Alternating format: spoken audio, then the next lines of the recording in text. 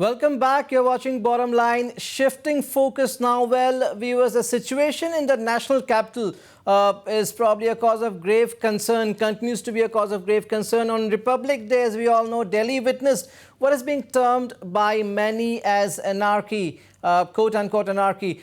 While we are not going into the details of the farm laws or the farmers' protests in this discussion, the question we are asking tonight is that whatever be the circumstances, should there not be a line between a demonstration and anarchy? Can everything be justified in the name of resistance? Moreover, should governments be more proactive in avoiding such situations? And is every protest in this country being termed as anti-national? That is what some observers are saying. Is every protest being termed as anti-national? So there are two sides to it. There are two sides to everything, viewers. To discuss the issue, I'm being joined from Delhi by Mr. Vikas Jain. Vikas Jain is an assistant professor in Zakir Hussain Evening College, assistant professor English, Delhi University. Welcome, Mr. Jain, to Bottom Line. From Shillong, I'm being joined by Dr. Prasenjit Biswas, Professor NEHU. Abhinav Borbora, political commentator and thinker, will be joining me shortly. If I can go to Vikas Jain first. Vikas, well, what the national capital has witnessed on January 26th, I mean, every Indian believes that it's unfortunate and shouldn't have happened. Vikas. Thank you, Nabarun. Look, I would like to begin with something that the most important constitutionalist that India has ever had, Dr. Ambedkar, spoke of protests and anarchy. This is a speech that he made in the Constituent Assembly just a day before the Constitution was adopted. And I'm quoting him. He said, "We must abandon the method of civil disobedience, non-cooperation, and satyagraha." And he makes a very important point here. He says, when there was no way left for constitutional methods for achieving economic and social objectives, there was a great deal of justification for unconstitutional methods. But where constitutional methods are open, there can be no justification for these unconstitutional methods. And here comes the punchline from Dr. Ambedkar. He says, "These methods are nothing but the grammar of anarchy." Please note Dr. Ambedkar's usage. "And the sooner they are abandoned, the better for us." So you notice here, Dr. Ambedkar was very clear about what is democracy, what is protest, what is anarchy, and he makes a very clear distinction between protest against a democratic state and a colonial state. So what we are witnessing in the national capital for the past couple of months, or what we witnessed last winter as well, it has very clearly crossed the line of protest and into anarchy. That is my view. I'm sure, there will be commentators, there would be observers who would differ with me. Yet, I would go with Dr. Ambedkar on this, for the simple reason that the line between protest and anarchy, it's a pretty thin line, and I think we must resort to the basic principle of liberalism, which is, your right ends where my right begins. The constitution that we have makes absolutely no distinction between any two citizens on the rights, on the fundamental rights which are accorded to him or her or any other person. So, for example, if any of these protests were at a site that did not inconvenience anyone else, for example, the constitution accords me the right of free movement through the entire territory of what is constituted as India. The moment a thoroughfare is blocked, my right to free movement is violated, and it is incumbent upon the state, upon the government of the day, to safeguard my right to movement as much as somebody else's right to protest. It is incumbent absolutely on the state, the government of the day, to protect each and every citizen's right. To my mind, the present government has failed in protecting my right of movement, and it has accorded more than what can be justified All right, as all right. That's a fair point. That's a fair point. Dr. Prasenjit Biswas, our panelist from Delhi feels that where a constitutional method is available, there is no reason to take the unconstitutional path. And of course, there is a thin line between a protest and anarchy.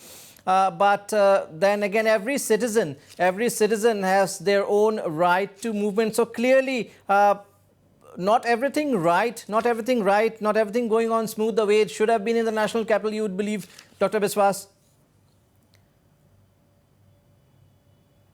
Yeah, the constitution gives the sovereignty to the people, and it talks about right of the people. Our constitution talks about rights in an unconditional sense, not in the sense of beginning somewhere and ending somewhere. That kind of a notion is totally unconstitutional. Therefore, what has happened on 26 January is an expression of desperation of a certain group of people. Now we have to look at why such desperation has happened, why there was not enough police bandobast, why even going up to the Red Fort looks to us as something very odd. In a mature democracy, there is always a space for alternative opinions, strongly dissenting opposition.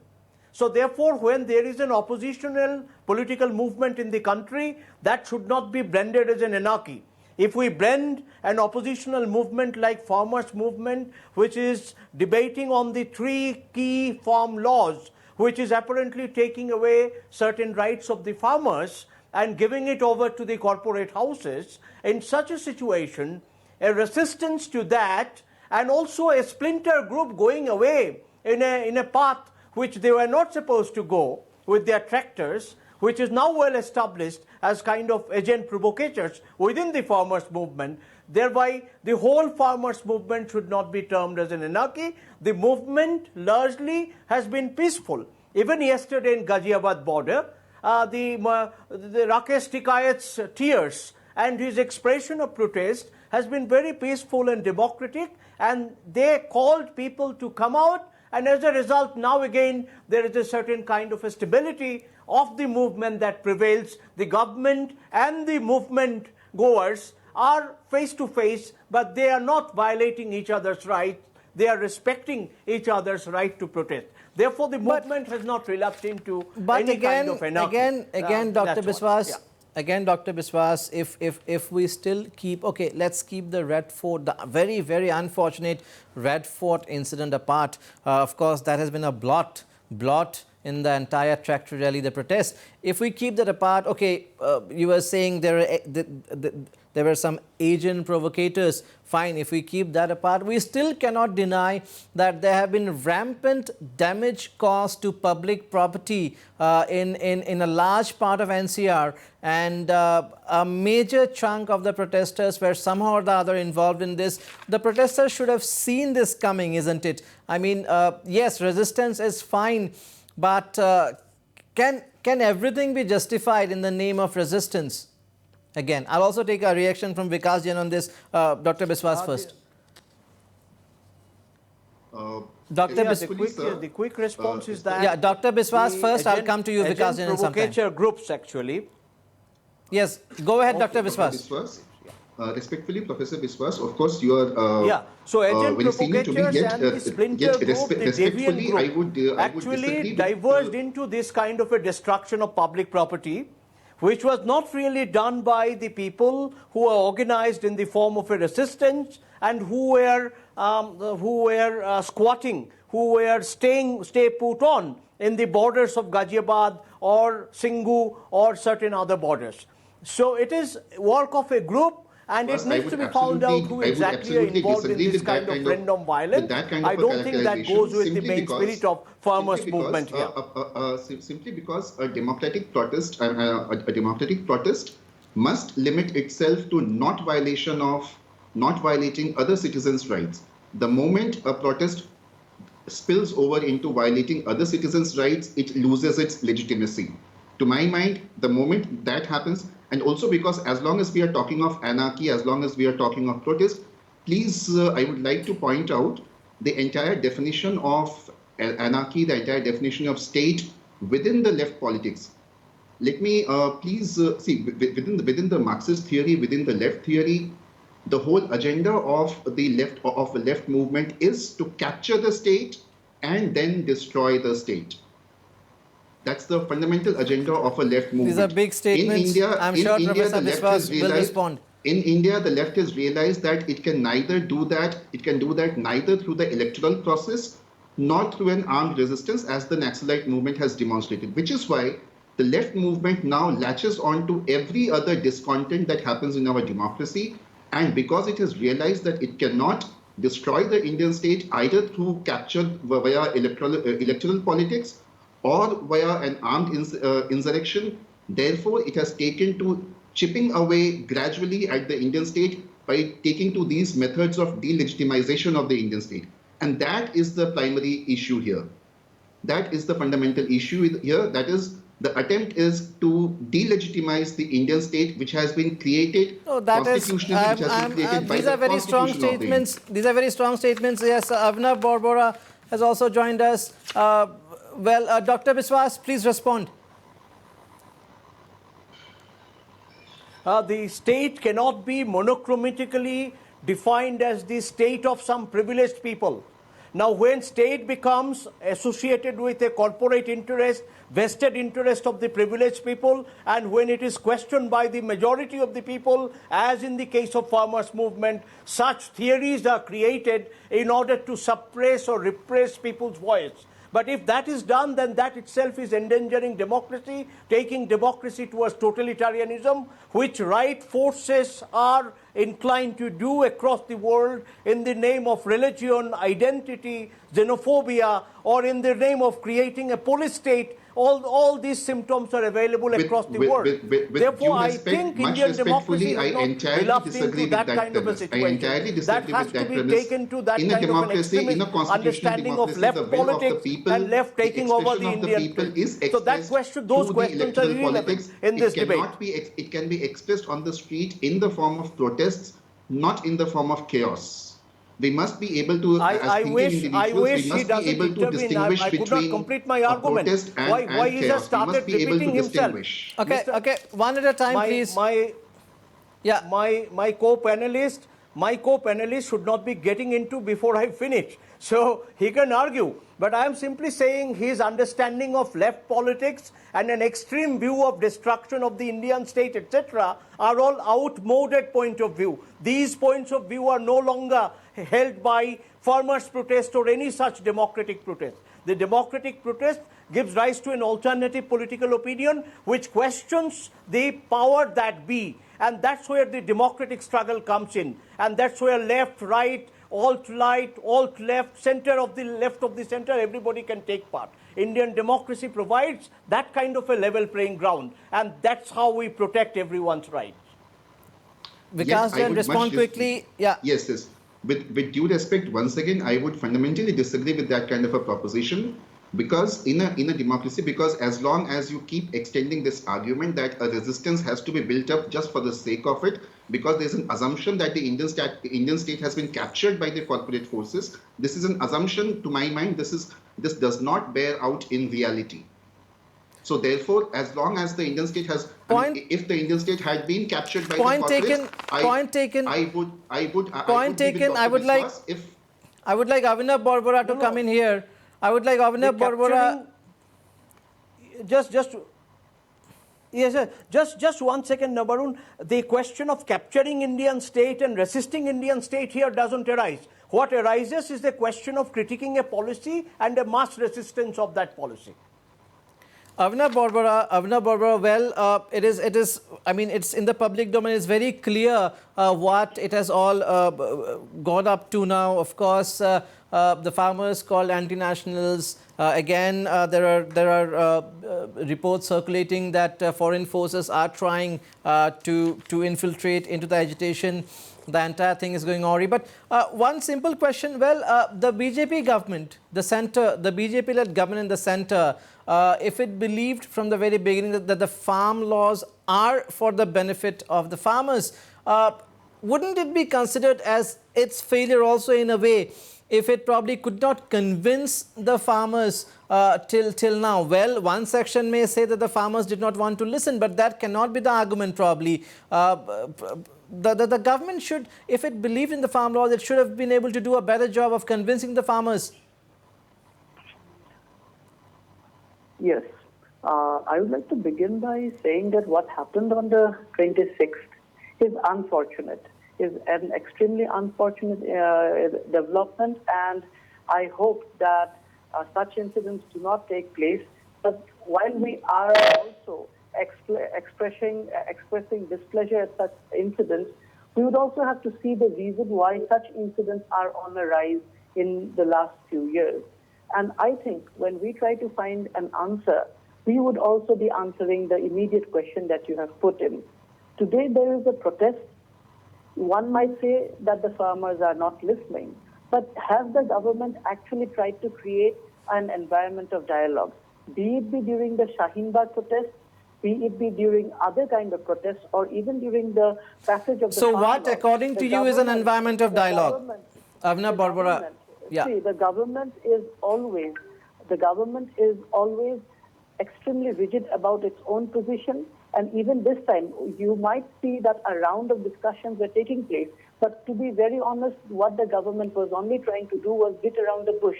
It is the government which has been moving from one position to the other, but the farmers have been very consistent about their demands. And let us also face the fact that there is a limit of patience of every group and every individual, and the government has simply been trying to push it. And also, while we are debating at the level of what Marxist theory is or what Marxist theory is not, does it not occur to us that whatever happened that day can also be an act of sabotage, like so many farm unions are claiming? Because I'm simply asking, does such a kind of a violence stand to benefit the farmers' cause? I really do not think so, right? So who stands to benefit? Who stands to benefit with such a kind of an incident that took place on the that is just an assumption. That is just an assumption. No, but see, that is just an assumption. But a section of, I'd rather say a section of the media, a section of the political forces in our country have actually been using the kind of developments that took place to label down the entire farmers' movement as an anti-national conspiracy. So why are we going on to such kind of diatribe? Vikas Jain, Abhinav Borbora, Vikas Jain, farmer leaders have said that there were some forces, even named people like Deep Sidhu, for trying to motivate, for motivating people, leading people to the Red Fort and whatever happened then. But again, what also is to be noted that the chaos carried on in the Red Fort area for close to 2 hours. We have had Ramesh Tikait, giving reactions to the media all day long. Well, we haven't heard farmer leaders in those 2 hours appealing, particularly appealing farmers to leave the Red Fort. I mean, that also hasn't happened. They may say at the end of the day that somebody had hijacked the movement or whatever. But before pointing fingers at others, probably they should also look that even possibly they could have handled things better as well. Exactly. I'm not saying that they have to be blamed for it, giving them the benefit of doubt, but probably they could have done better. Exactly, Nabarun. What happened yesterday was a singular failure on account of almost everybody involved. For the 2 to 3 hours that Red Fort was under assault, the farmer leaders were missing on one pretext or the other. Similarly, it seemed as if the state was also absolutely absent. The state almost recoiled from taking any kind of action that could have dissuaded the farmers to undertake what they did. Because I'm sure there's nobody who could justify in any manner. You think the state could have done better, Dr. Prasenjit Biswas? You think the center could have done better, especially in guarding the routes, ensuring that the protesters do not get to come that far, Dr. Biswas? Yes, in fact, there are conspiracy theories, they are flying in the air, that there were agent provocateurs and there were also intruders in the movement who were captured by the farmers, and they have given certain account of how they acted on the farmers' movement. So we have seen these in public domain, and the role of the certain elements of the government also cannot be ruled out.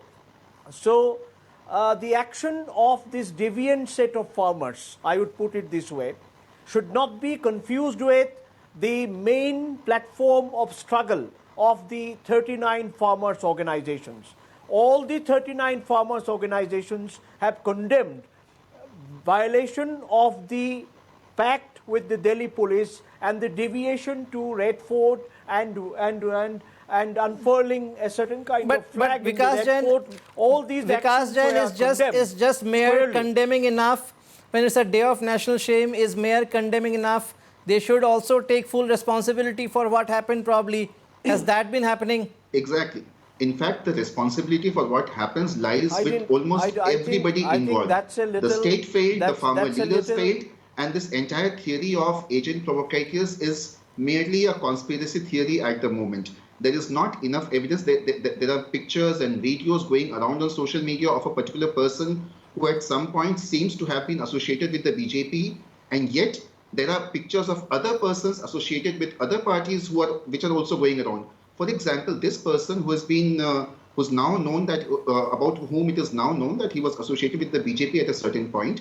So for the past couple of months, he has been making speeches. He has been making provocative speeches at the venue of the protest, and the videos of those protests were being promoted, circulated from social media platforms of other political parties.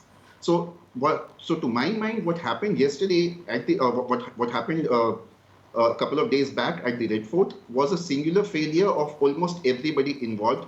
The farmer leaders so far have refused to take responsibility. They are simply pinning it on the state. The state has refused to take responsibility. Point taken. The state is pinning it on the farmers' leaders. Point taken. Abhinav, Borbora, all said and done, hasn't this set a bad precedent from all aspects, the incident, whatever transpired on Jan 26th? Like I have said in the beginning, such kind of incidents obviously are incidents that you would not wish to see them being repeated very often. But also we need to understand, why do such incidents take place? What are the conditions that generate such incidents? When the state itself shies away from having a dialogue, when the state tries to push its decisions. The state has had 11 rounds of discussions. Of course. But what was the character? What was the character of those discussions? The state also formed a certain committee was also formed. But who were the people who were involved with the in this committee? Right?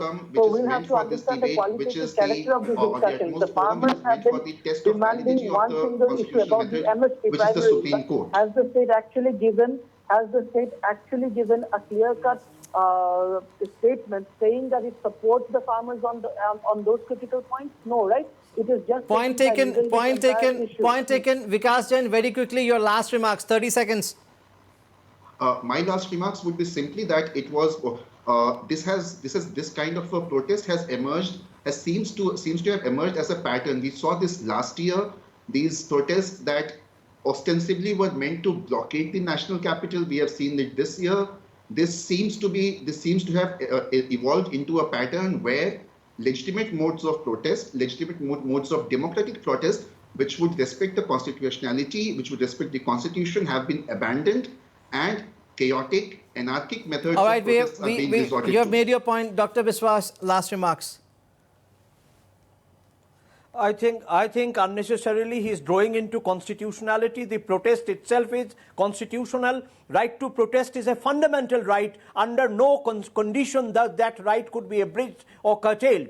Now, if we take a position that farmers have gone awry, then that doesn't mean that fundamental rights are to be curtailed, as my honourable co-panelist is trying to argue. That kind of argument will lead to totalitarianism. India is not a totalitarian police state, that everyone has to remember. So I agree with you that India is not a totalitarian state, but I disagree with the argument that my line of argument leads to a totalitarian state. Well, I wish we had more time, but gentlemen, sure, we'll have more chance to discuss. But nevertheless, everybody agrees that whatever happened was unfortunate, and both the state and the protesters have in some way or the other found wanting. Thank you so much, Dr. Biswas, Vikas Jain, Abhinav, Borbora, for joining us on the Bottom Line. That's a wrap.